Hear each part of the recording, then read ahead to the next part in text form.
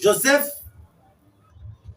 Kabila signe son retour en République démocratique du Congo et il vient de donner un message de relancer toutes ses activités politiques sur toute la République démocratique du Congo. Mes chers amis, mes chers compatriotes congolais, tozali na esengo mingi ebele ya kokutana na bino tongo ya lelo pourquoi ya lelo pour que to partager na bino maïnyo surtout ezali koleka na mboka na biso qui est la RDC. Joseph Kabila vient de signer son rentrée au pays. Et il promet encore une fois de plus de relancer toutes ses activités politiques dans le territoire nyonso. Et de l'autre côté, le père change les comptes.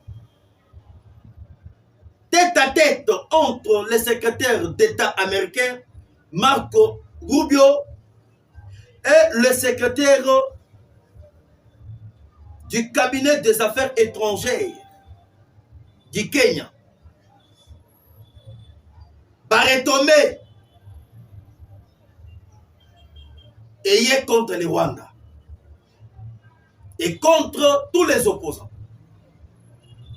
Message nini Marco Rubio, oyo azali secrétaire d'État américain, apesi na Kenya.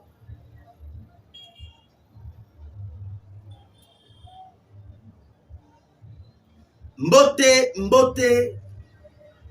na bai nyonso tu bazui libaku malamu ya kolanda biso na chaîne oyo ya bino ya des tata et des mamans congolais de père et de mère. Je pense que le lobo koyeba na mozito makambo ebele. Mais avant de kota en détail ya makambo, j'aimerais d'abord souhaiter et féliciter les nouveaux papes, les nouveaux papes Ouaouti Kobima, Nakatia Rome. Je pense que c'est un 267e pape Ouaouti Kobima na Vatican. Je pense que c'est la toute première fois aussi. Il y a que bon mona. Nakatia Vatican, élection ezali kosalema ezui après près de 2 jours. Le monaki toujours milinga ya mwindo ezalaki. O elibabe ya mbongo to wapi. Milinga ya mwindo o wapi pendant 2 jours. Lelo ne bomoni pendant il y a une fumée blanche. Et en plus, nous venons de connaître une fois de plus un nouveau pape qui s'appelle au nom de M. Dominique Mamberti, élu nouveau pape au Vatican. De bonnes choses à lui et la chance au Tozal ko sourire par rapport à l'élection na ya Ochiko gagné. Na yokaki batumsu babane déjà ko samblier babane ki koloba déjà que non ambongo kozala déjà pape. Na yebisa ibilo ke ambongo soki lelo akomi pape kaka lelo na tongo baswa. Qu'est-ce nyon surtout ya Vatican ba vide yango. Hein? Hein? Ambongo d'abord c'est quelqu'un qui aime beaucoup d'argent. Hein? Ambongo c'est quelqu'un qui coopère avec ceux qui ont des moyens. Ce qui est là, a commis pape. Vous pensez que qu'est-ce que l'Union sur Vatican et Kozala? Alors, en tout cas, ce n'est pas une façon, il y a pour critiquer, mais une façon, il y a Koloba Makambo, il y a un ami. Parce que, en bon aussi, que en soi, Azali Moussali Amkolo, il devrait d'abord condamner l'agression rwandaise. Pour que, à mon que Azali Moussali ensemble solo solo. Et en plus, Moussali ensemble, tant Azali Kotika Makambu ya église. Aye Kokota na Makambu est politique, c'est-à-dire tous les coups sont permis. Parce que a préféré Kokota na politique, n'est-ce préféré Kokota na politique, et tu dois assumer tout. Et tu dois accepter tout. Et comme par rapport à la critique, alors, mes chers amis, mes chers compatriotes congolais, na minute oyo ndenge tozali koyebisa bino bouti koyoka comment est-ce que M. Joseph Kabila alobi po ete azali kozonga na kati ya Congo.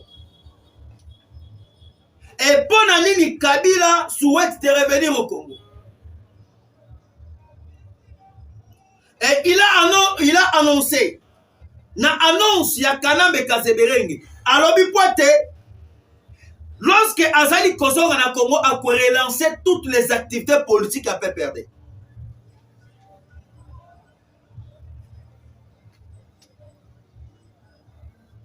Kwa kaya ngola wakashikila. Ndenge ndeko na biso ayemba. Bayuda Chikongo. Mula elakisi.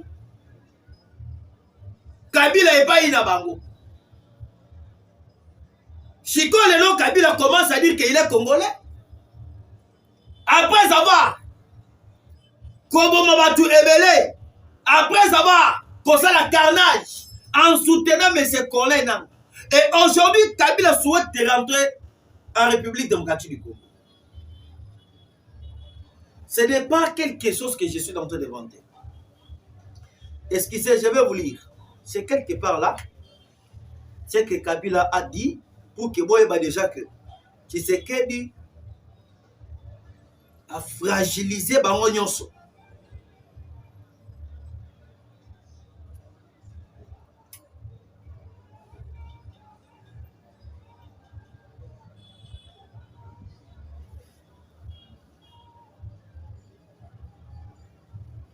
Kabila n'est pas seul, même plusieurs personnes.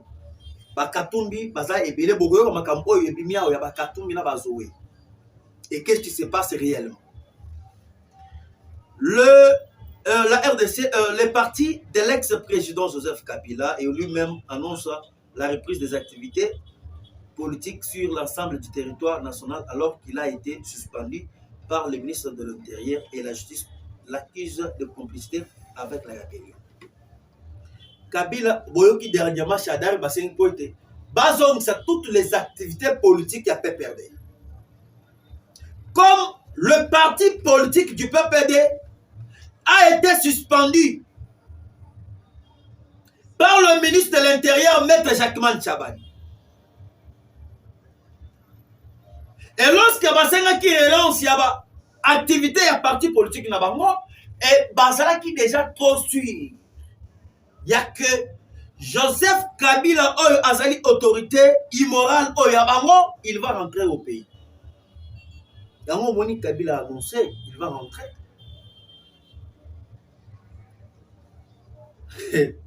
Et pour nini Kabila souhaitait kozonga na Congo. Bokoyeba. Na minute oyo boyeba déjà que na plan de guerre, plan ya rébellion, oyo bango ba concevoir que avec les Nanga, le Paul Kakame et Simité. Tshisekedi a déblonné bango. Et sur le plan il y a rébellion. Et comme rébellion est Simité pour que va Kobengana Tshisekedi au pouvoir, Kabila est totalement fragilisé. Et il cherche maintenant à rentrer au pays. Objectif 2028. Objectif 2028, de quelle façon? Prendre maintenant le pouvoir sur les élections. Et en la minute où il y a des retombées. Nous avons M. Moïse Katumbi. Katumbi Denis Sanga. Non, non, pas ces messieurs-là. Mais c'est Moïse Katumbi. Zoé Kabila. Richard Mouyez Mangens. Et M. Franck Djong. Bauchi Kokoma Mukanda. Batindi na communauté internationale. Na Mukanda oyo bango bakomi. Baya wana bakomi na suka. Nabisaki bango. Vous vous trompez de l'époque. L'époque du président Tshisekedi, ce n'est pas l'époque de Joseph Mobutu.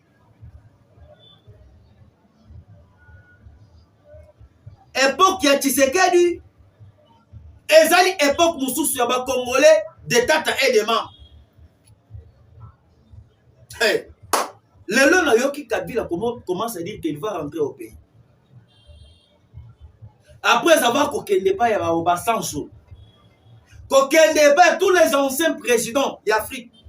Dans le Belakanaye auprès du président Tshisekedi. Et lelo Kabila maintenant annonce officiellement qu'il va rentrer au pays. Et Katumbi bakomi Mukanda batindi et pas la communauté internationale, il y a des organismes. Oh Katumbi batindi Mukanda. Qu'est-ce que dit d'abord M. Moïse Katumbi? Tout évolué. Selon la lettre écrite par M. Olivier Kamikatou, qui est le porte-parole de M. Moïse Katumbi, qu'est-ce que Basali Kolobini? La lettre ouverte des opposants privés des passeports. Donc, Moïse Katumbi, Zoé Kabila et Mouyej Manguez Man à la communauté internationale, aux organismes de la société civile, nous membres de l'opposition politique congolaise, dénonçons les actes arbitraires du gouvernement de la République démocratique du Congo qui nous prive de nos droits fondamentaux, le refus de renouveler nos passeports sans base légale, vise à nous empêcher de circuler librement et de nous exprimer sur la scène internationale dans une tentative de museler l'opposition et de réduire au silence les voix critiques. Nous appelons à la communauté internationale, les Nations Unies, Union africaine, Union européenne et les organisations de la société civile à condamner ces violations et agir pour établir la justice. Bande kona biso ba Congo balobaka que batula mpaka ba mona peleve. Qui vivra verra. Bakalisa ki ke Tshisekedi akokufa dans 6 mois. 6 mois yango eleki. Na ba penser na bango. Babandaki kokanisa ke Fachi azali kokufa après 5 ans. Mais le Fachi est vivant. Les monstres. Zambe atikakate bana oyo yaye. Et le lot va se rendre compte que basala qui erreur. Et le lot na moni Katumbi Zoé na ba Olivier Kamita ba komi Mukanda pona kolobate que non bazali ko privé bango pona passeport. Bazali na ba passeport te. Et bazali ko accuser le gouvernement congolais. Katumbi ndenge okenda libanda wana. Est-ce que oyebi que tu avais un dossier? Nakacha Congo nani a priva Katumbi passeport. Et nani atali que Katumbi abima kende libanda. Katumbi yemoko. Katumbi était dans un dossier très sensible. Comment ça fait-il un individu à quel Kotonga puisqu'atterrissage sans toutefois kozala na ordre, sans toutefois qu'on informe, par responsable et des jeunes. ba responsable ya ministère ya intérieur, ba responsable ya aviation. C'est ça le dossier oyo et ça là qui que Katumbi akima. Comme basala qui na plan na bango, ya kokwesa Zambi et kokwesa otobengi Manono, kokwesa Puerto. Et lorsque ba service ya renseignement ba ko découvrir, ne Katumbi ba ko tchapwa. Mes chers amis, rappelez-vous, na résidence ya Katumbi, combien des armes oyo bakenda kokanga na Lubumbashi. Nazali koloba pona résidence oyo ya ye ya mikolo oyo te. Nazali koloba la résidence oyo ya ye azalaki kofanda na Katuba. Minduki ebele bakanga na ndako ya Katumbi. Bakanga monsieur Katumbi avec un diplomate satellitaire. Oyo azali en contact avec Joseph Kabila, avec Nanga, avec Kagame, avec Macron, avec Kakuta Museveni. Et lelo bazali kosakana na ba Congolais okoma. Bazali koloba keno bakei na kati ya otobengi amba na otobengi ba organisation internationale. Et Tshisekedi a privé bango bazali ko renouveler passeport na bango te. Likambo ya Richard Muyej. Nani ayebite ke Richard Muyej akimaki na Afrique du Sud. Richard Muyej Mangeza azalaki na dossier. Na makambo oyo bino nyonso boyebi. Ya ko déstabiliser Kolosi. Tshisekedi azali ya Zambie. Ngare bisa bato ebele ke bolanda exemple. Ya mwana mboka Topin Kabo. Mukenge Shai.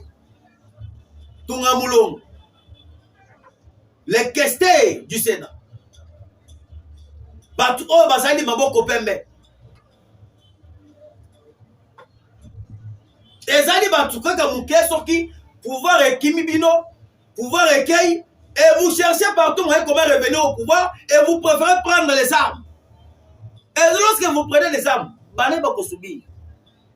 Et kozala bino, bana na bino, bokamba chi bana na bino botindi ki na bapoto.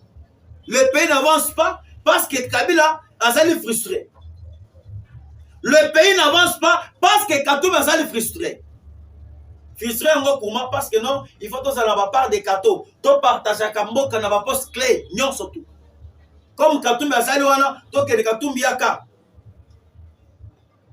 Soit primature, soit province nayo, gérer yango. C'est comme ça que ça se faisait. Et le longtemps bozali ko lumo na makambo zali ko le causer ya nyon sacré. Je ne peux pas tout vous dire. Mais néanmoins que je tiens, il y a que nae bisabino comment est-ce que ça se passe à l'union sacrée. Tant que bazali ko accuser des fois le chef de l'État, non, le pays est mal géré, le pays est mal gouverné. Je ne peux pas toutefois condamner le président Félix. Je ne peux pas venir faire le dialogue. Naso pour expliquer. Est-ce que bino boyebi que na kati ya union sacrée tozali ko kabola nyonso? Est-ce que boyebi yango? Est-ce que vous le peuple vous êtes informés? Union sacrée ezu tata mukonzambo ka otage. Ndenge FCC ezo ki tata mukonzambo ka otage.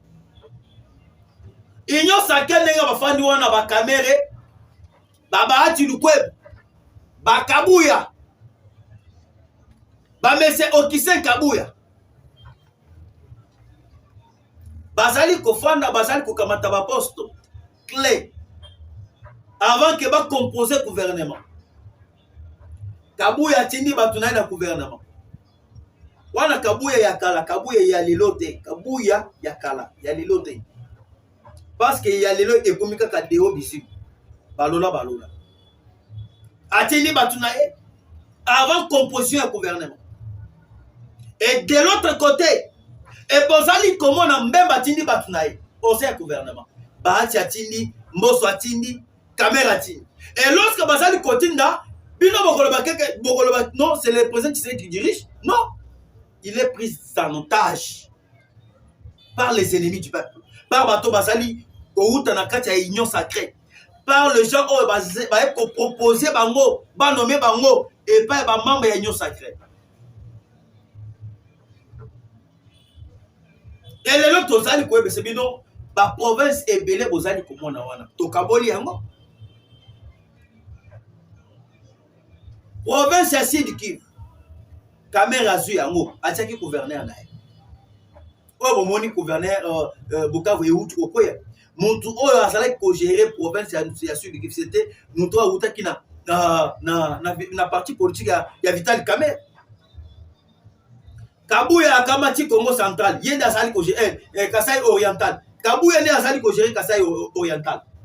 Kasai occidental, c'est Kabuya qui gère. Nous sommes partagés au sein de l'Union sacrée. Bango na bango. Mais qu'est-ce que vous voulez maintenant encore me dire? C'est Tshisekedi qui gère. Et ceux qui va mettre un peu comme sa ministre, oh ya Sali Mbeba Aïbi a détourné mon à l'État. Un ministre a sali moins performant. Babengi c'est pas député, pas jugé dans l'Assemblée nationale. Ta mère bloque. Bayokana ministre, Kamera boy possédé, ministre là-bas, jugé et pas député. Et vous voulez me dire encore quoi? Bango wana basukia, Kabila commence à dire que non, il faut revenir au Congo, azongi là-bas, activité politique. Et pourquoi? Mais c'est Joseph Kabila a souhaité pour que Azonga na kati RDC. Boyoka comment est-ce que ça se passe? Na minute oyo nenge tozali kolobana bino awa, la paire change les camps. Monsieur Emmanuel Macron asimbisi Rwanda touche. Na minute oyo nenge tozali koloba awa. Les États-Unis d'Amérique à travers le département va assurer très bien makambo oyo etali accord de paix ezali confirmé et bazali ko mobiliser plusieurs pays concernés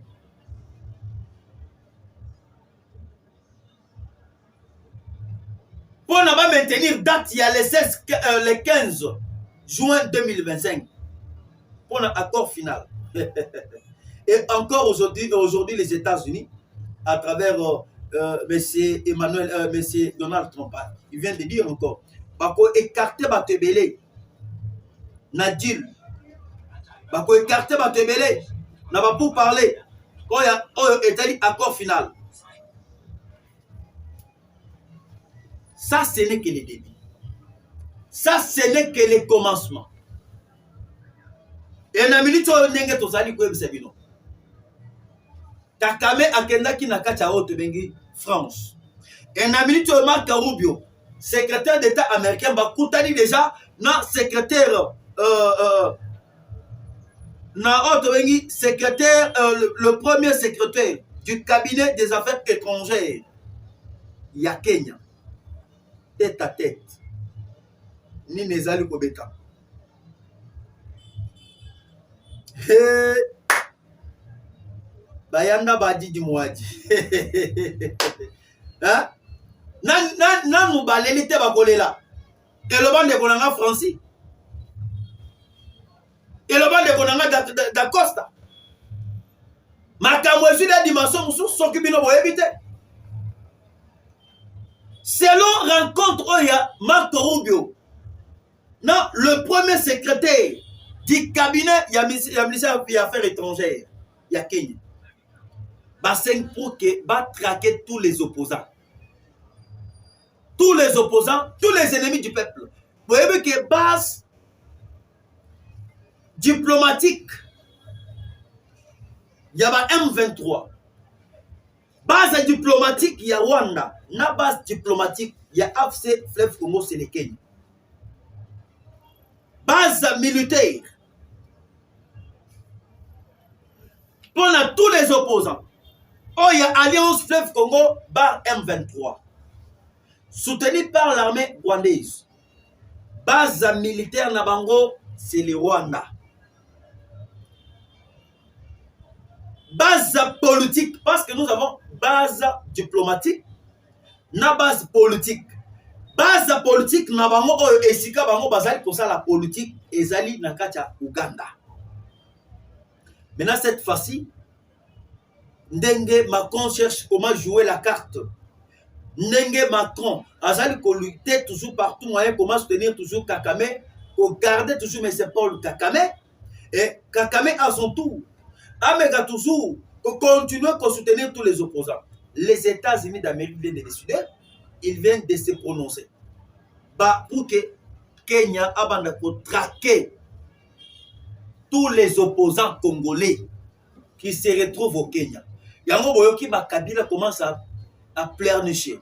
Kabila comment pour la lobby que non, il faut maintenant azonga na Congo. Azongela makambo etali politique. Bino tant que peuple, ngai nazali mulobeli na bino. Nazali mupanzi sangu oyo ya bino. Bino tant que peuple ya Kalini. Peuple ya Manono. Peuple ya Kasai. Peuple ya Jimbelenge. Et peuple ya Congo Central, peuple ya Uvira, peuple ya Bonaga. Vous soutenez le retour de Joseph Kabila ou bien vous ne soutenez pas le retour de M. Joseph Kabila. Et bisika bozali kolanda biso o komelinga ina commentaire ndenge to salaka. En tout cas, vous êtes à féliciter. Namona ka ba commentaire na bino et na comprendre que vous avez un souhait et vous aimez votre pays. C'est ça, un signe d'amour. Un signe de patriotisme. Namoni ke bolingi mboka na bino e bolingi mabele na bino te ezala vendu par ya ba ennemi. Komelanga na commentaire. Je ne soutiens pas le retour de M. Joseph Kabila. Ce que vous allez kolinga Kabila azonga komelanga kaka toujours yomoko na commentaire. Ngai na kokota kunate. Et pourquoi les lots comment ko souhaiter bazonga katumbi à se précipiter bagé ko senga ba passer pas ba renouveler ba passer pas et tout comme ça. Ba et puis déjà que moto ezali koya. À l'heure actuelle que je vous parle, les choses tournent mal. Nous avons M. Bill Gates qui vient d'amener à peu près 1 milliard, 500 millions, 500 milliards de dollars américains. 1,5 milliard de dollars américains. Pour la Makam Italie, société, il y a l'issue. Précisément, dans Okatanga. Okatanga, c'est-à-dire, je vais vous dire que les aliments. Nous avons Bill Gates, nous avons Melinda Gates qui est sa femme, nous avons M. Elon Musk, c'est-à-dire Batouana, va souhaiter maintenant et va financer déjà. Il y a déjà un document qui circule déjà dans les réseaux sociaux, qui marche, où ils allaient partout, où ils allaient accéder directement que les États-Unis vont officialiser. Partenariat, il y a gagnant-gagnant, et dans la minute où il y a déjà que on a déjà cassé le Rwanda. La politique du Rwanda, on vient de les casser. Pourquoi? Parce que politique ya Rwanda ezalaki politique ya kokamata mabele ya Congo. Koza la occupation ya mabele ya Congo na sous forme ya lorsque bazali ko occuper mabele ya Congo et bazali ko kamata mabele ya Congo bapesi les Américains bazali ko exploiter. Yango monaka chaque fois et à tout moment babandaki koya na politique ya Banyanga Mulenge. Politique ya Banyanga Mulenge. Koto bengi ba Nyarwanda. O bazalaka na mabele te. Bazali kobi bazali des gens sans abri. Et lorsque bazali koya bazali kokamata ba mboka na biso to bengi ba Minyembwe, ba Nyambilima, bakamati ba Minova, basake bakamati bapesi ba Rwanda, ba Bukavu nyonso wana na ba Goma, bapesi ba Rwanda. Et lorsque bazali kopesa bango avec cet objectif, il y a qui va profiter ba exploiter ba minerais na biso ba pesa to bengi Rwanda. Politique qui a dominé sur les Bantous. Qu'on implanter les Tutsis rwandais avec cet objectif au fur et à mesure à la balkanisation. Mais aujourd'hui, le président Tshisekedi a outil pour déjouer les plans de la balkanisation. yango boyoki lelo à la place va kota na Congo va exploiter ba minéraux na simi ya Rwanda. Bango wana les Américains ba awa na Congo parce que Bill Gates bazali parmi bato ba soutenir ki pe bitumba ekota na Congo awa na époque ya musée. C'est fini pour le Rwanda. Et je vous dis que Rwanda Soki a osé cette fois-ci. Bokoye ba sort ya Rwanda. Bokoye ba sort ya gouvernement rwandais. Et na minute on ndenge tozali kolobana bino awa. Baye déjà na mbongo balobi que non bako bazali accéléré bazali pressé. Bazana posa que ba beta dar. Nye boyoki les États-Unis bazali kotinga maka toujours na makambo etali accord. Accord. Bato nyonso baya ko se présenter. Oya koboya koya. Fuka wenda bola wenda. Etali yemoko ni mambo yake. Ni mambo yake. Kama mtu anakatala kukuya kusigner accord, ni date ile ya le 15 juin 2025. Ile ni mambo inaanza kumwangalia yeye mwenyewe. Wana kobi likambo ya yeye moko.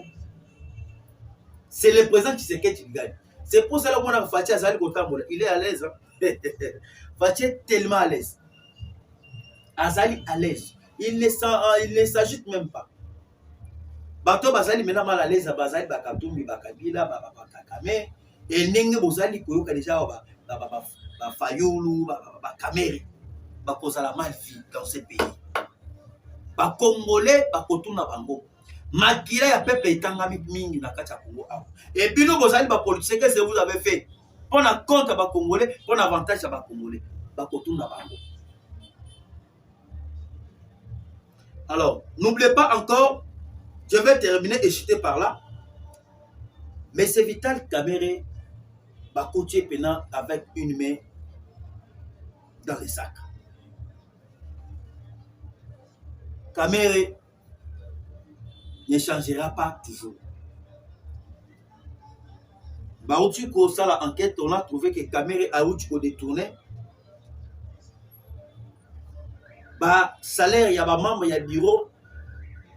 Il y a Assemblée nationale. Comment ça fait-il un président de l'Assemblée nationale?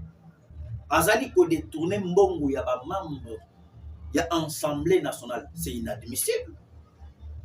C'est des mboko oyo ki muyibe komi ya makila. Tozali na ba douleur rebelle. Webi mbongo ya bokangalons. Webi mbongo ya 100 jours. Et le Kamerhe continue avec ses sales habitudes. Tout roya kobika te. Na ebisa bino déjà que ba pétition ezali ko signaler de gauche à droite par moi na mboka et les gens entendent. Tout oyo Kamerhe akobika kate. Et bokoye ba sort ya Monsieur Vital Kamerhe. Sort na ye kozala scellé. Merci une fois de plus mes chers amis, je suis très content, très ravi.